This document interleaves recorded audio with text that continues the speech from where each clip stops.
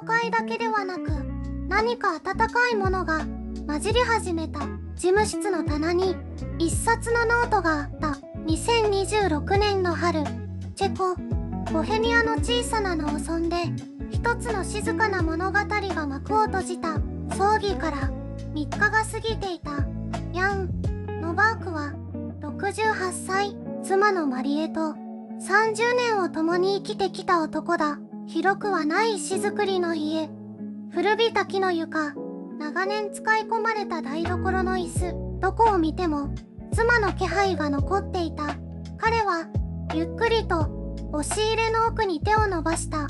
整理しなければと思っていた。でも触れるたびに足が止まった。妻の匂いがした。妻のぬくもりがまだそこにあるような気がした。段ボール箱を一つ引き出した。古いものだった。蓋にホコリが積もっていた。開けた瞬間、彼の手が止まった。中に入っていたのは小さな子供の靴。一足だった。片方だけボロボロに擦り切れた小さな革の靴。どう見ても自分たちの子供のものではなかった。二人の間に子はいなかった。ではなぜマリエはこれを30年間隠していたのか。ヤンはその靴を両手で包んだ。軽かった。でも重かった。箱の底に折りたたまれた紙が1枚あった。マリエの字だった。震える手で広げると、そこには一人の子供の名前と小さな絵が描かれていた。笑顔の子供の絵。マリエが描いたのだろう。下手だけど温かかった。後にわかることになる。マリエは30年間村の近くにある孤児施設へ誰にも言わずに通い続けていた。靴を届け、食事を持ち、子供たちの話を聞き続けた。夫にさえ一度も話さなかった。ヤンは泣かなかった、泣けなかったというより言葉が出なかった。30年間同じ屋根の下で眠り、同じ食卓を囲んだ妻がもう一つの人生を生きていた。俺は何も知らなかったと彼はつぶやいた。声が静かな部屋に吸い込まれていった。この靴がどこから来て誰の足に履かれていたのか、そしてマリエがなぜ夫にも黙っていたのか。それを理解するにはまず二人がどんな人間だったかを知らなければならない。ヤン・ノバークは1957年ボヘミアの小さな村に生まれた。プラハから南へバスで2時間ほど走ったところにある。その村の名を都市に住む人間はほとんど知らない。なだらかな丘に囲まれ、畑と森と古い石造りのいい家が静かに肩を寄せ合う場所だった。父は農夫だった。母もまた農家の娘だった。ヤンは3人兄弟の長男として育ち、学校が終われば畑を手伝い、夕暮れには家畜の世話をした。贅沢とは無縁の、しかし穏やかな日々だった。大きな野心など持ったことがなかった。故郷の土を耕し、故郷の空の下で生きる。それが彼の思い描く人生のすべてだった。18歳の時、ヤンは一つの選択をした。村を出てプラハの工科大学へ進む機会があった。成績は悪くなかった。教師も勧めた。けれど彼は断った。老いてきた父の背中が頭から離れなかったからだ。長男としてこの土地を守らなければならない。そう静かに決めた。後悔はなかった。少なくとも当時は。村に残ったヤンは父から農業を引き継ぎ、20代の大半を黙々と働いて過ごした。言葉数は少なく派手さもなく、酒場で騒ぐこともなかった。村の人々は彼を真面目すぎるほど真面目な男と呼んだ。それは褒め言葉でも皮肉でもあった。そんなヤンがマリエと出会ったのは26歳の秋のことだった。隣村の教会で催された収穫祭の夜、彼女は人混みの端に立っていた。笑っていたが、どこか遠くを見ているような目をしていた。ヤンはその目が気になったマリエ・クラーロバ同い年の小学校の教師だった。子供たちに慕われ、村の人々にも愛されていた。明るくてよく気がついて、誰かが困っていれば黙って動く人だった。ヤンとはまるで正反対のようでいて、どこか似ていた。派手なことを好まず、人に知られることを求めず、ただ目の前の人のために動く。二人は翌年の春に結婚した。式は小さかった。それが二人らしかった。そしてその日から30年が静かに積み重なっていった。ヤンは知らなかった。マリエの胸の中に夫にも見せたことのないもう一つの場所があったことを。次の章では二人の出会いのもう少し奥へと踏み込んでいく。二人が初めて言葉を交わしたのは村の市場だった。マリエは古い布を畳んでいた。ヤンは通りすがりにそれを見た。丁寧に折りたたむ手が目にとどまった。声をかけたのは衝動に近かった。何に使うんですか？マリエは顔を上げた。驚いた様子もなく、ただ静かに答えた。必要な人がいるので、それだけだった。誰に届けるのか、なぜそこまで丁寧なのか、ヤンは何も聞けなかった。ただその答えの短さに深さを感じた。二人が再び会ったのはその3週間後だった。村の外れにある古い井戸のそばだった。マリエはまた何かを運んでいた。小さな袋を両手で持って、ヤンは思わず声をかけた。手伝いましょうか？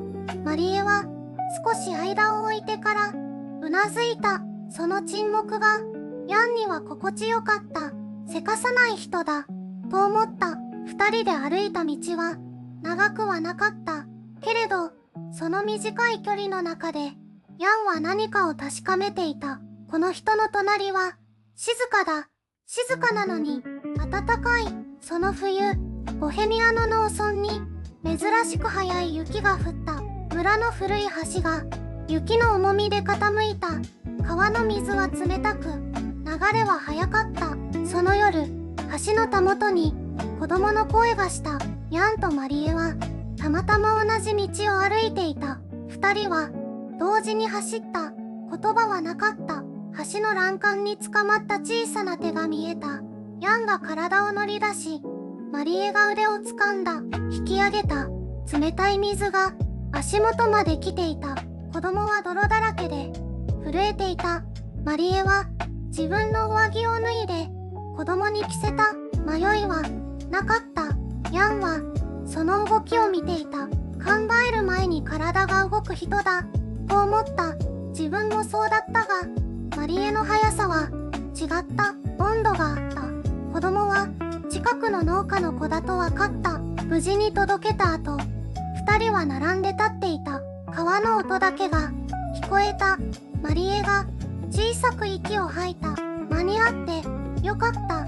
それだけだった。けれどヤンにはその一言が長い詩よりも重く響いた。この人と歩いていきたい。はっきりとそう思った。次の章では二人の関係がある出来事によって静かに、しかし確かに変わっていく。川の音が静かに遠ざかった。ヤンとマリエはその日の帰り道をほとんど無言で歩いた。言葉はいらなかった。ただ並んで歩くことがすでに答えだった。翌年の春、二人は小さな式を挙げた。親族だけのひっそりとした結婚式だった。ボヘミアの野原に白い花が揺れていた。誓いの言葉を読み上げる声が風に溶けていった。マリエは泣かなかった。ただヤンの手をしっかりと握っていた。その手のぬくもりをヤンは今でも覚えている。結婚してから最初の冬は厳しかった。農作物は不作で田んぼの燃料も足りなかった。二人は毛布を一枚重ね合わせて小さな部屋で肩を寄せ合った。不安がないとは言えなかった。それでも隣に誰かがいるということがこんなにも違うのかとエも同じだったはずだ。ある夜、マリエが静かに言った。ねえ、ヤン、私ね、子供の頃に一度だけ施設にいたことがあるの。ヤンは驚いて彼女を見た。マリエは窓の外を見つめたまま続けた。大人になってからずっと考えてた。あの頃の自分に誰かが靴を持ってきてくれたなら。で、ヤンは何も言えなかった。ただ、彼女の手をそっと包んだ。マリエは微笑んだ。目には涙が光っていた。その夜から二人の間に何かが生まれた。明確な約束ではなかった。でも、二人は確かに同じ方向を向いていた。春になると、マリエは村の外れまでよく歩くようになった。ヤンは畑の作業があったので、いつも一人で出かけた。どこへ行くのかを、ヤンは聞かなかった。聞く必要がないと思っていたのかもしれない。信頼とは、そういうものだと、二人とも知っていた。年月が積み重なるほどに、二人の暮らしは深く根を張っていった。大きな事件は何もなかった。波乱もなかった。ただ、毎日が静かに続いた。それが幸せの形だと、ヤンは今になってようやく気づく。次の章では、その静かな幸せの中に、どれほど豊かな時間が宿っていたかを、共にたどっていく。静かな幸せとは、音を立てない。それが、ヤンには長い間、わからなかった。幸せというものは、もっと華やかで、声高に主張するものだと、どこかで思っていた。けれど、マルタとの暮らしは、違った。朝、台所から漂うパンの香り。夕方、庭から聞こえる彼女の鼻歌。冬の夜、暖炉の前で二人が黙って座る時間。それだけで、十分だった。子供たちが巣立ってからも、二人の家は静かに満ちていた。寂しさではなく、熟成した時間が部屋の隅々に染み込んでいた。60代に入ると、ヤンは畑仕事の手を少し緩めた。マルタも、以前よりゆっくりと動くようになった。それでも、毎朝二人で散歩した。ボヘミアの野原を、並んで歩いた。言葉を交わさない日もあった。それでも、苦にならなかった。隣に彼女がいる。それだけで、世界は十分に整っていた。2025年、春が来た。その年の春は、例年より暖かかった。野原の草が早くから青くなり、菜の花が一面に広がっていた。マルタはその景色を見て、静かに笑った。今年は、いい年になりそうね。と、彼女は言った。ヤンも、そう思った。しかし、6月を過ぎた頃から、マルタの体の調子が変わり始めた。食欲が落ちた。朝の散歩を、休む日が増えた。疲れやすくなった。と彼女は言った。ヤンは心配したが、マルタはいつも、大丈夫よ、と微笑んだ。その笑顔が、いつも通りだったから、ヤンは信じたかった。検査の結果が出たのは、7月の終わりだった。医師の言葉は、短く、重かった。ヤンの耳に届いた瞬間、時間が止まったような気がした。マルタは、泣かなかった。静かにうなずいて、ヤンの手を握った。冷たくなかった。暖かかった。それが、かえって胸に刺さった。帰り道、二人は何も話さなかった。車窓の外に、夕暮れのボヘミアが広がっていた。赤く染まった空の下で、麦畑がゆっくりと揺れていた。美しかった。残酷なほど、美しかった。その夜、ヤンは初めて、失うということの重さを、体の芯で感じた。次の章では、それでも二人が支え合い続けた時間を、たどっていく。ヤンは、翌朝も早く目が覚めた。眠れなかったわけではない。ただ、目が開いた。それだけだった。台所に立ち、湯を沸かした。カットを両手で包んだ。暖かかった。マリエの手と同じ温度だった。その日、ヤンはある決断をしようとしていた。孤児院への支援をやめようと思っていた。自分には荷が重すぎる。そう感じていた。妻の代わりなど自分にはできない。名前も知らない子供たちのために動く資格が自分にあるのか、そんな思いが胸の中で渦を巻いていた。昼過ぎ、玄関のベルが鳴った。扉を開けると隣村の老婦人が立っていた。ブルノバという名の72歳の女性だった。マリエから聞いていたわ。彼女は静かにそう言った。あなたがいつかこういう顔をするだろうって。ヤンは言葉を失った。ブルノバは続けた。マリエはね、あなたのことをいつも話していたの。頑固で不器用で、でも誰よりも優しいって。ヤンの胸が静かにきしんだ。妻は知っていたのだ。自分がこうして迷うことを。私も長年マリエを手伝ってきた。あなた一人じゃない。ここにいる人たちがみんなで続けてきたのよ。ブルノバは一枚の紙を差し出した。そこには20人以上の名前が書かれていた。村の農夫、パン屋の主人、学校の先生、皆がマリエと共に歩んできた人たちだった。ヤンはその紙を持ったまましばらく動けなかった。自分だけが取り残されたと思っていた。違った。マリエは最初から一人ではなかった。そして自分も一人ではなかった。今日孤児院の子たちが来るわ。会ってみる？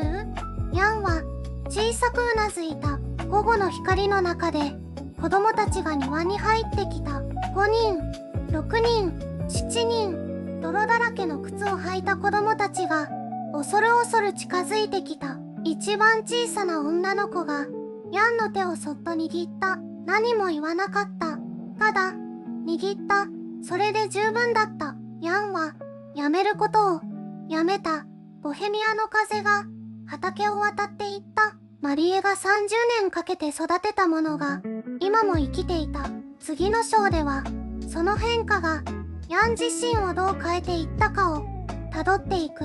ヤンは翌朝も施設へ向かった。前日と同じ道を同じ靴で歩いた。違ったのは手ぶらではなかったことだ。古い木箱にリンゴを詰めていた。庭の木から自分で摘んだものだった。施設の門をくぐると昨日の子供たちがもういた。一番小さな女の子が駆け寄ってきた。名前を聞いた。テレザと女の子は答えた。ヤンは膝を折って目線を合わせた。リンゴ好きか？テレザはこくりとうなずいた。それだけでヤンの胸がきしんだ。マリエもこうして膝を折っていたのだろうか。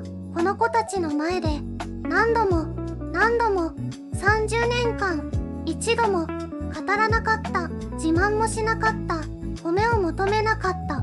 ただ来て帰った。その繰り返しだけがここに残っていた。ヤンはリンゴの箱を静かに地面に置いた。子供たちが我先にと手を伸ばした。笑い声が庭に広がった。その声を聞きながらヤンは思った。自分はこの30年何をしていたのかと。農作業をして飯を食い眠った。それだけだったと思っていた。しかしマリエの隣にいた。それだけでマリエは続けられたのかもしれない。気づかないまま支えていたのかもしれない。そう考えると悲しみの輪郭が少し変わった。崩壊だけではなく何か温かいものが混じり始めた。施設の院長がヤンを呼んだ。事務室の棚に一冊のノートがあった。マリエの字でびっしりと書かれていた。子供たちの名前、成長の記録、巣立った後の消息、30年分の小さな命の軌跡だった。ヤンはページをめくるたびに息が詰まった。知らない名前ばかりだった。しかしすべてマリエが知っていた人たちだった。院長が言った。奥さんはよく笑う人でした。でも一度だけ泣いているのを見ました。ある子が施設を去る時でした。ヤンはノートを胸に抱えた。涙は出なかった。出し尽くした後の静けさがあった。帰り道夕暮れがボヘミアの畑を染めた橙色の光の中をヤンは一人歩いた。マリエと二人で歩いた道だった。今は一人だった。しかしノートが胸の中にあった。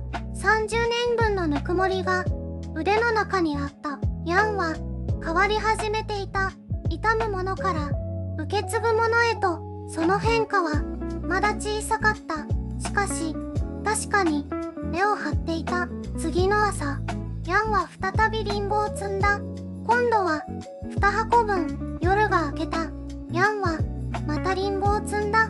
今度は2箱分。1箱はいつもの量だった。もう1箱はマリエの分だった。その手は震えていなかった。木の枝を静かに手繰り寄せた。赤く実ったリンゴが手のひらに収まった。重かった。暖かかった。まるで誰かの手のようだった。ヤンは空を見上げた。ボヘミアの青が広がっていた。雲はゆっくりと動いていた。30年共に暮らした。30年同じ食卓で食べた。同じ窓から外を眺めた。同じ夜明けを迎えた。それでも知らなかった彼女のもう一つの人生を。カゴがいっぱいになった。ヤンは施設へ向かった。道は昨日と同じだった。しかし歩くものが違った。昨日のヤンは探しに行った。今日のヤンは届けに行った。施設の門が見えた。子供たちの声が風に乗ってきた。笑い声だった。無邪気な高い笑い声だった。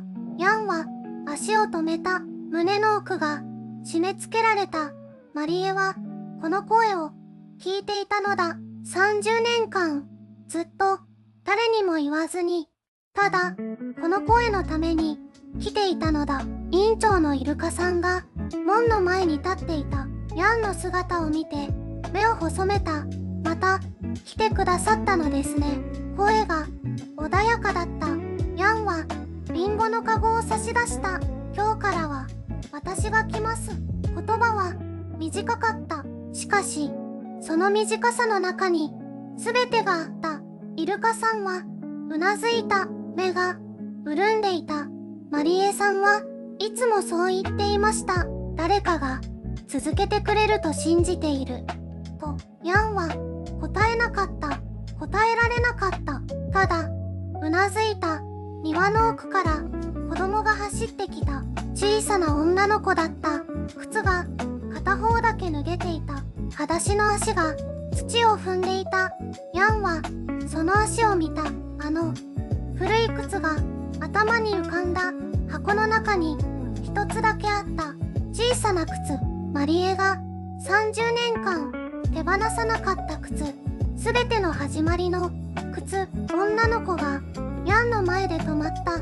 大きな目で見上げてきた。リンゴ持ってきたのを。ヤンは膝をついた。目線を合わせた。そうだよ。たくさんあるよ。女の子が笑った。その笑顔は眩しかった。マリエが見ていた笑顔だった。ヤンの目から涙が落ちた。こらえなかった。こらえる必要がなかった。これは悲しみの涙ではなかった。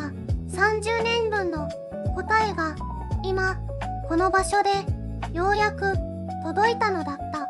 その日からヤンの暮らしは少しずつ変わっていった。毎週土曜日の朝、彼はカゴを持って市場へ行く。リンゴ、梨、時には干した果物も選ぶ。マリエが30年間そうしてきたように、施設への道はもう迷わない。チャリ道の感触も門のきしむ音も全て覚えた。子供たちは彼の顔を覚えた。おじさんと呼ぶ声が毎週少しずつ増えていった。最初は戸惑いがあった。自分がここに来ていいのかという気持ちがどこかに残っていた。マリエの場所を自分が踏み荒らしているのではないかと。ある日、施設の老いた院長がヤンにこう言った。奥様はいつもこうおっしゃっていました。主人には内緒にしておいてくださいと。でもきっといつか分かってくれる日が来る。とも、ヤンは声が出なかった。マリエは知っていたのだ。自分が言った後、ヤンがここへ来ることを信じていたのだ。30年間一人で抱えながら、それでも信じていた。ヤンは庭の片隅に小さな棚を作った。そこにあの古びた子供の靴を置いた。雨に濡れないよう屋根をつけた。毎朝その前に立って一言だけ話しかける。今日も行ってくるよ。返事はないけれど、風が揺れるとリンゴの木の葉がサラサラとなる。それで十分だった。隣人たちはヤンの変化に気づいていた。以前より表情が柔らかくなったという人もいた。目に光が戻ったという人もいた。ヤンは自分ではよくわからなかった。ただ土曜日が来るのが待ち遠しくなっていた。それだけは確かだった。マリエがいない朝は今でも胸が痛い。隣の布団が冷たいことに気づくたびに息が詰まる。悲しみは消えない。消えなくていい。あの人がここにいたという証だから。秋が過ぎ、冬が来て、また春が来た。ヤンは今日もカゴを下げて砂利道を歩く。マリエが歩いたその同じ道を30年分の足跡を一つずつ確かめるように。これが二人の物語の続きだった。マリエが歩いた道をヤンは今も歩いている。カゴを下げて砂利を踏みしめ、施設の門をくぐる。子供たちはもうヤンの顔を知っている。おじさん来たよと駆け寄ってくる。その小さな手が冷えた指に触れる。その度にヤンは思う。彼女はここにいたと。30年間一人でこの暖かさを守っていたと。人は見えないところで生きている。誰にも言わず誇らず、ただ続ける。それがマリエのやり方だった。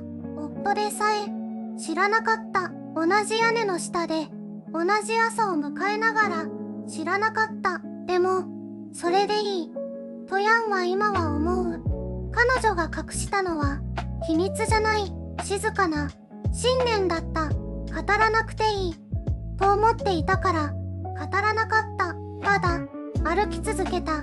あの古びた小さな靴が全ての始まりだった。一枚の底が擦り切れた靴が30年の扉を開いた。ヤンはその靴を今でも手元に置いている。捨てられなかった。